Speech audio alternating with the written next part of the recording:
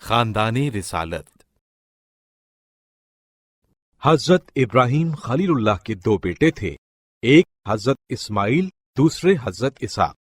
حضرت اسحاق کی نسل میں یہ مشہور نبی گزرے ہیں: حضرت یعقوب علیہ السلام، حضرت یوسف علیہ السلام، حضرت داؤد علیہ السلام، حضرت سلیمان علیہ السلام، حضرت شعیب علیہ السلام، حضرت موسیٰ علیہ السلام، حضرت ہارون علیہ السلام اور حضرت عیسیٰ علیہ السلام۔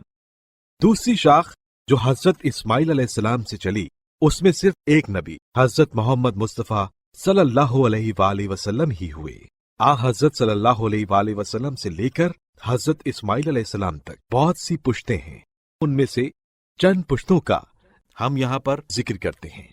حضرت محمد ابن عبداللہ ابن عبد المطلب ابن ہاشم ابن عبد مناف ابن قصی ابن کلاب ابن مرہ ابن کعب ابن لوی ابن غالب ابن فہر ابن مالک ابن نضر ابن کنانہ ابن خزیمہ ابن مدرکہ ابن الیاس ابن مزر ابن نزار، ابن ماد، ابن عدنان۔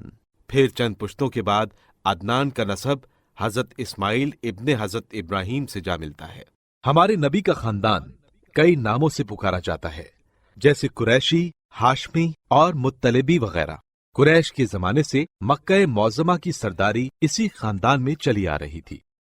رسول خدا صلی اللہ علیہ وآلہ وسلم کے آباء و اجداد کا دین۔ علماء شیعہ اس بات پر متفق ہیں کہ حضرت صلی اللہ علیہ وآلہ وسلم کے آباء و اجداد حضرت آدم علیہ السلام سے لے کر حضرت صلی اللہ علیہ وآلہ وسلم کے والدین تک سب توحید پرست تھے، اور حضرت صلی اللہ علیہ وآلہ وسلم کا نور کسی مشرک کے صلب اور کسی مشرکہ کے رحم میں قرار نہیں پایا۔ حضرت صلی اللہ علیہ وآلہ وسلم کے باپ دادا اور ماؤں کے نسب میں کسی قسم کا شبہ نہیں ہے۔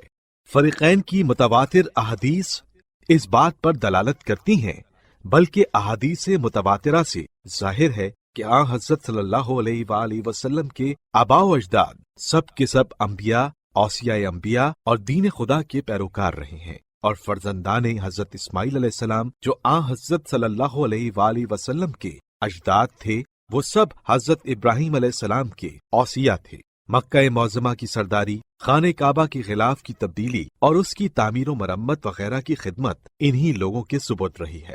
یہ لوگ ہمیشہ سے ہر خاص و عام کی توجہ کا مرکز رہے ہیں۔ یہی لوگ حضرت ابراہیم علیہ السلام کی رسالت و امامت کے وارث تھے، اور ایک دوسرے کو وصیت کرتے اور آثار انبیاء سپرد کرتے رہے۔ اسی طرح یہ سلسلہ حضرت عبد المطلب علیہ السلام تک پہنچا۔ حضرت عبد المطلب علیہ السلام نے حضرت ابو طالب علیہ السلام کو اپنا وصی اور جانشین قرار دیا، اور حضرت ابو طالب علیہ السلام نے بہت سی کتابیں، آثار انبیاء اور ان کے تبرکات حضرت صلی اللہ علیہ وآلہ وسلم کی بعثت کے بعد ان کے سپرد فرمائے۔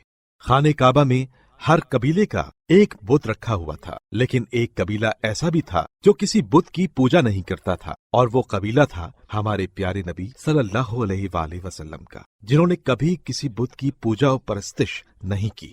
ہمارے نبی صلی اللہ علیہ وآلہ وسلم کا خاندان دین ابراہیمی پر عمل کرتا تھا اور شرک سے کوسوں دور تھا۔ خاندان رسالت کی دو برگزیدہ ہستیاں حضرت عبد المطلب علیہ السلام اور حضرت ابو طالب علیہ السلام ہیں، جن کے توحید پرست ہونے پر تاریخ و سیرت کی کتابوں میں بہت کچھ لکھا اور بیان کیا گیا ہے۔